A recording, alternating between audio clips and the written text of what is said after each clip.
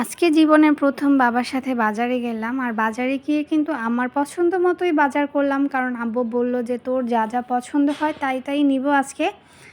আসসালামু আলাইকুম গাইস। কেমন আছেন আপনারা সবাই? আশা করি ভালো আছেন। আমিও ভালো আছি আল্লাহর অশেষ রহমতে।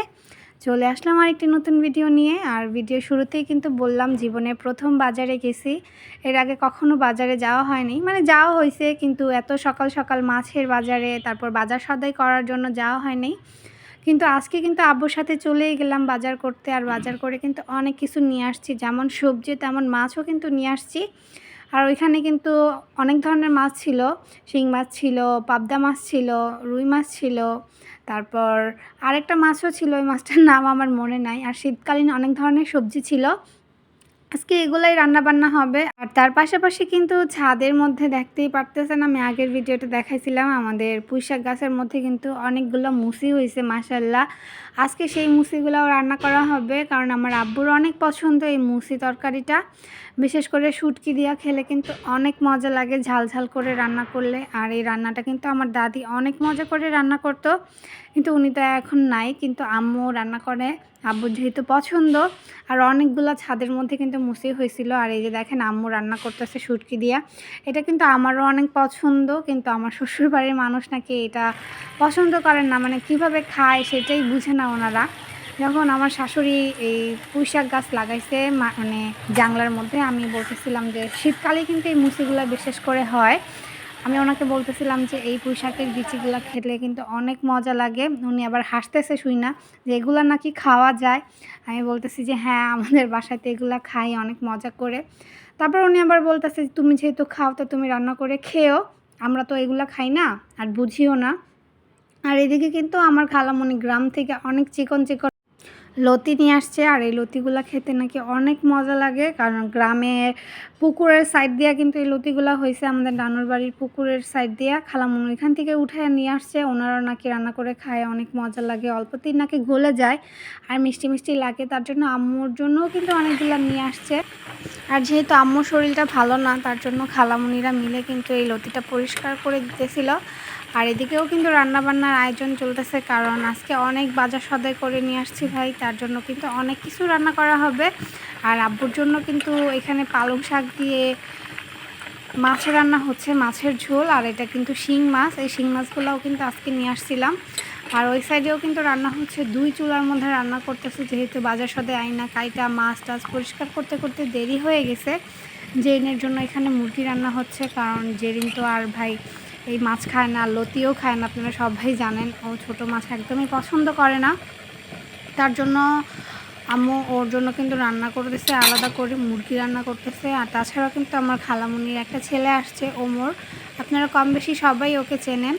আর এই যে এখানে কিন্তু তরকারিটা প্রায় হয়ে গেছে, দেখেন একদম লাল লাল দেখা গেতেছে, মানে দেখে আমার লোভ লাগতেছিল খাওয়ার জন্য।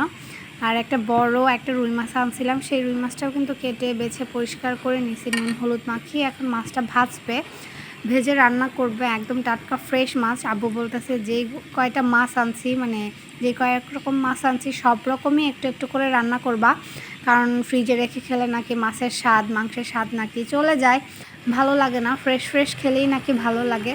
তার জন্য কিন্তু আম্মু আব্বুর কথা শুনে সব রকম মাছই রান্না করতেছে, যেই কয়েক পদের মাছ আব্বু আনছে বললে ভুল হবে, মাছগুলা চুজ করছি আমি, কারণ আজকে যতগুলো মাছ রান্না করা হবে প্রত্যেকটা মাছই কিন্তু আমার পছন্দের মাছ। যেমন শিং মাছ, তার থেকে বেশি পাবদা মাছ, তারপর রুই মাছ, তারপর আনছিলাম এটাকে বাইং মাছ বলে, আমি বলতেছিলাম আর আম্মু বলতেছিল যে না বাইং মাছ না, ওটা নাকি গুতুম মাছ বলা হয় গ্রাম বাংলায়। ওই গুতুম মাছও কিনে আনছিলাম ছোট ছোট, ওইটা আবার আমার আম্মুর অনেক পছন্দ। বিশেষ করে গ্রামে নাকি এই মাছগুলো যখন ধরে, মাছগুলো দিয়ে চচ্চড়ি রান্না করলে নাকি অনেক মজা লাগে, তার জন্য আম্মুর জন্য নিয়ে আসছি। আর এদিকে কিন্তু মাছের ঝোলও হয়ে গেছে, শীতকালীন সবজি দিয়ে মাছের ঝোল রান্না হয়েছে এখানে। আজকে কিন্তু সব বাসার মধ্যে শীতকালীন সবজিই বেশি রান্না হয়েছে, যেমন শাক রান্না হয়েছে পালং শাক, তারপর ফুলকপি আলু দিয়ে সিম দিয়ে রান্না হয়েছে এই রুই মাছটা। এই রুই মাছের ঝোলটাও কিন্তু খেতে অনেক মজা লাগে শীতকালে। এসব খাবারগুলা যখন শীতকাল থাকে না তখন কিন্তু অনেক মিস করি আমি। আর শীতকাল আসা মাত্রই আমি ওয়েট করি কখন আমরা খাবো। আর ভাই বাড়িতে মেহমান আসছে, আর যদি পোলাও রান্না না করি তাহলে কি মান সম্মান থাকবে? তার জন্য কিন্তু পোলাও রান্না হয়েছে, যেহেতু খালামণিরা আসছে, খালাতো ভাই আসছে, আর সেই উপলক্ষে কিন্তু একটু আয়োজন করা হইতেছে। আর এদিকে কিন্তু ভাত রান্না হইতেছে, কারণ আব্বু পোলাওটা বেশি একটা পছন্দ করে না। আব্বুর জন্য ভাত রান্না হয়েছে, আর আমাদের জন্য পোলাও রান্না হয়েছে। আর এই যে এদিকে কিন্তু পাবদা মাছটাও রান্না করতেছে, আর মাছটা আমার অনেক পছন্দ। আর আমাদের বাসায় কিন্তু পাবদা মাছটা এভাবেই রান্না করা হয়, না ভেজে, মানে ডিরেক্টলি ময় মশলা মাখায় আম্মু বসায় দেয়। এভাবে অনেক স্বাদ হয়, অনেক মজা লাগে। আম্মুর হাতের এই রান্নাটা কিন্তু আমার কাছে অনেক মজা লাগে। এটা দিয়ে তৃপ্তি করে আমি পুরো 1 প্লেট ভাত খেতে পারি। আর দেখতে দেখতে কিন্তু পাবদা মাছটা হয়ে গেছে। এখন রান্নাবান্না যেহেতু সব কিছুই কমপ্লিট, এখন সবাই মিলে খাবো। আর খাওয়া দাওয়া শেষ করে কিন্তু সন্ধ্যাবেলা একটু সবাই মিলে একটু মুড়ি মাখা খেলাম, যেহেতু শীত চলে আসছে। ঠান্ডার মধ্যে মুড়ি, চা এগুলাই কিন্তু ভালো লাগে।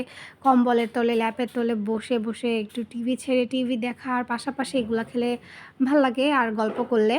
এখানে কিন্তু অনেকেই আছে, আমরা সবাই মিলে কিন্তু আজকে খাচ্ছি। খালামণিরাও আছে, আর খালামণিদের পাশাপাশি কিন্তু আমার ভাবি আছে, ফুফাতো ভাইয়ের বউ, ভাইয়ের মেয়ে, তারপর আছে আমার বড় জেঠি। সবাই মিলে আজকে একসাথে খাবো।